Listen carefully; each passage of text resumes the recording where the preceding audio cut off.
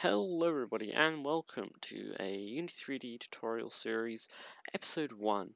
So today I am going to teach you the basics of terrain and just how to use it. Hopefully you've got some knowledge of how to use this. I'm going to give a quick, maybe 1-2 minute run through on how certain things work. So if you hold right click here, you will sort of go around and you can sort of look around if you hold right click. If you hold the left mouse button, you sort of select objects, and if you hold the mouse wheel button, you do that. And then using the WASD keys with right click, and that's about it. I mean, that's all you need to know to sort of navigate around this. And also, if you double click things here, it'll do that. You can sort of see objects. This is a camera that we'll probably end up working with, and that's the game view. This is the inspector view. The light mapping view we can probably get rid of actually. Don't need this. You guys probably won't actually have that, that's fine. You've got the console here, the project view where all the files are stored, and the hierarchy view, which is all the stuff within the game. Okay, so the first thing you're going to want to do is hopefully you've imported the basic things when creating your game. So when you create a new project, it'll give you a list of things to import. What you're going to want to import is character controllers, light cookies, light flares, particles, physics materials, projectors, scripts, skyboxes, terrain assets, Tesla and shaders, toon shading, tree creator, and water basic. If you do get any options for water pro on that, that's probably because you have Unity Pro Trial activated. And if you can hear some weird scratching noise, it's probably my microphone. It's for some reason I can hear a scratching noise sort of from the wire, yet it's like not even rubbing against the mic or anything, which would create that noise. I'm not sure what's going on, but let the YouTube video continue. Anyway, so what we want to go to is Game Object, Create Other, and then you want to go to Terrain. This will bring out a giant grey/white looking thing in the scene view, and it will sort of go for miles. But what you want to do with this is leave it at 000, double click here, and you'll still be able to see it fully. Now what we're going to want to do is set a base texture for this terrain. So if you go to the inspector view here, click on the paintbrush icon, go to edit textures, add texture, and then we're going to find the grass hill texture we're going to go with. So we're going to make a grassy field, and if you zoom in and sort of right click and use the WSD keys, you can sort of see it's all textured, it's all tiled to a specific tile that I think you can adjust. You can adjust here. So you can scale it up, scale it down, whatever you want to do. So this is going to be our terrain for our little game that we're going to create. We'll probably end up making maps in the future, but we're going to use just a standard terrain for this. Now, just a kind of warning or note, I'm not the best with doing terrains. I prefer to make kind of levels out of 3D models or cubes and stuff like that, which we'll probably end up doing. But I'm going to show you how to use this basically, and maybe you'll end up being better at this than me.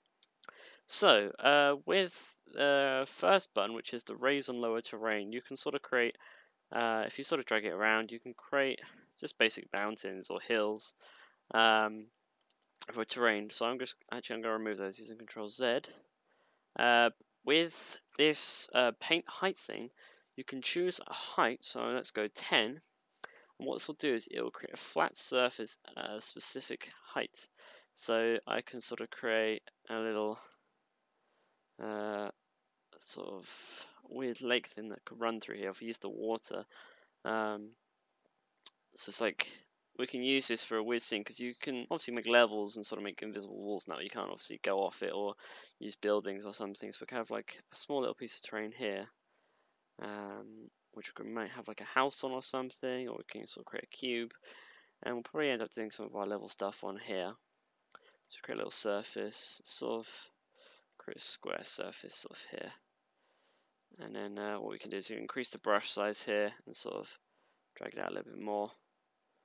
There we go, it's a little bit better, and sort of round it off.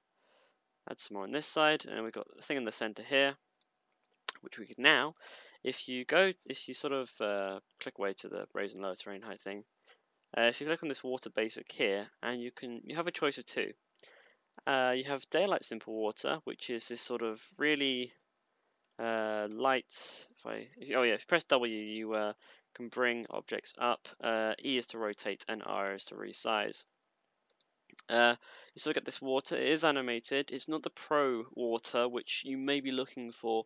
You do need to buy Unity Pro. If you are in education, I'll put a link in the description if I remember to getting a Unity Pro for educational license. It's about £100, so I think that's about $250 US dollars. Not sure how much it is anywhere else. Might even be $250 US. It might be a little bit cheaper or maybe more. I don't know. But as far as I know, it's £100 or just sort of around that price. If you are in education, you do have to prove that you are. So sadly, if you are not in education, um, you will have to either somehow get hold of a bunch of 30-day trials or actually pay the £1,000. But I do not recommend buying Unity Pro until you have a big project you want to work on.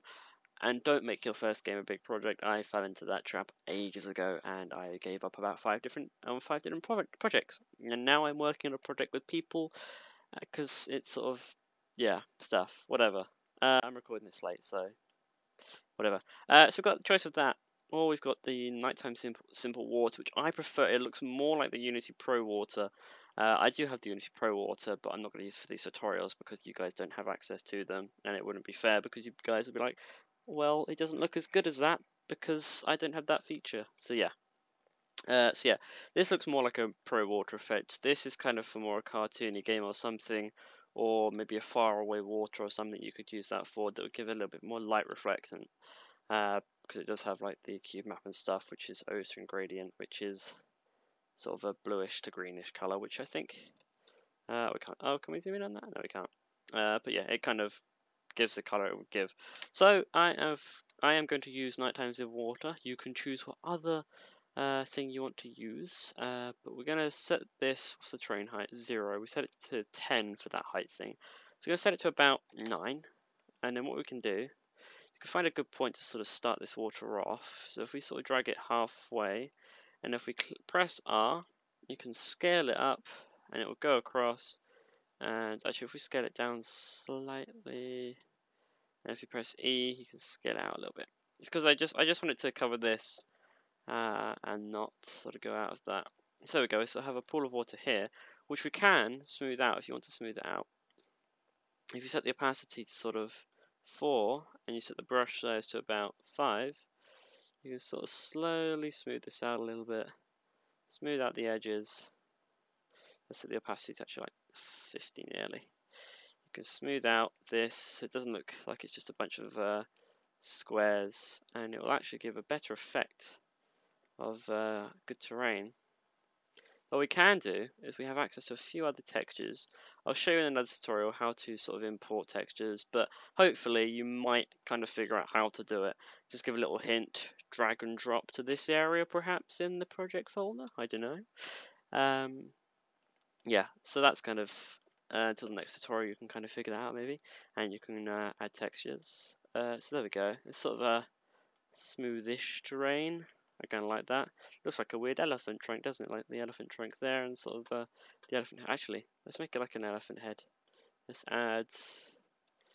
Let me just go for this part. Oh, it should be 10. Not sure why it's 9 point. Blah blah blah.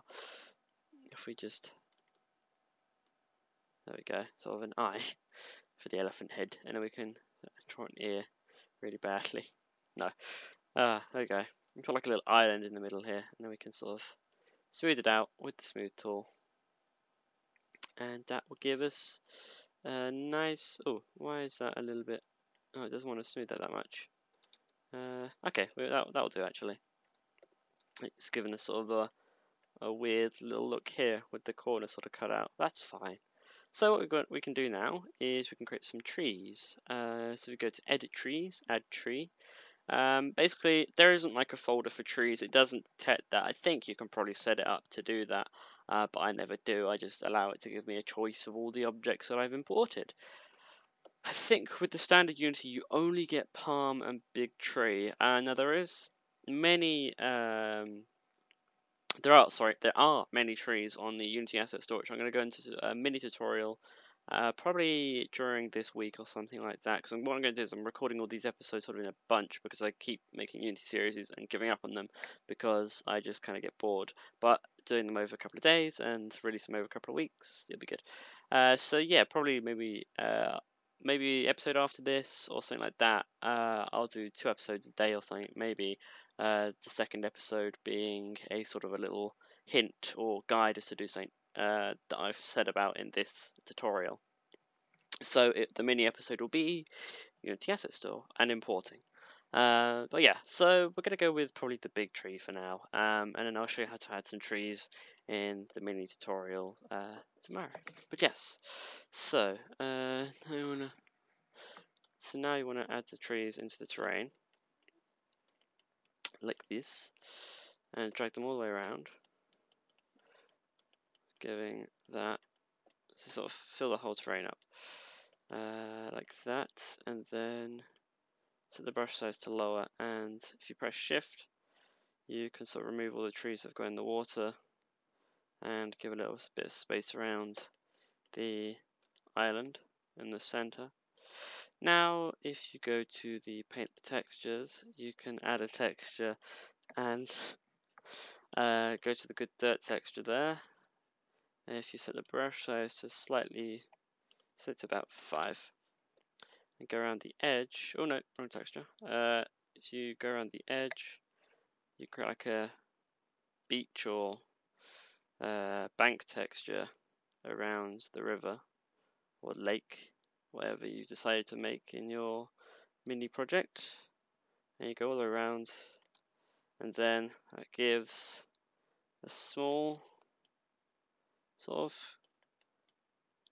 sandy texture around it, I suppose. Even though it is a dirt texture, I think it's a sand really. Then what you can do is, if you go with the opacity for the grass, you can sort of, oh no, if you make it like 16 opacity, oh no, target strength. If you sort of go over the edge, you can create this sort of merging after texture, and this sort of merges it to the grass a little bit better and gives it sort of a more worn look around the edge, which I think gives it a nice little texture.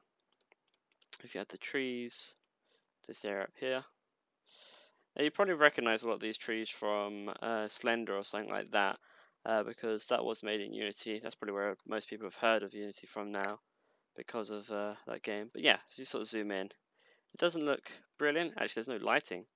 It doesn't look brilliant if you go into the lighting view, but that's a basic start. And yeah, in the next tutorial I will cover lighting and making a little player, which that should probably be out tomorrow or something. But yes, thank you very much for watching, and I will see you in the next episode. Bye.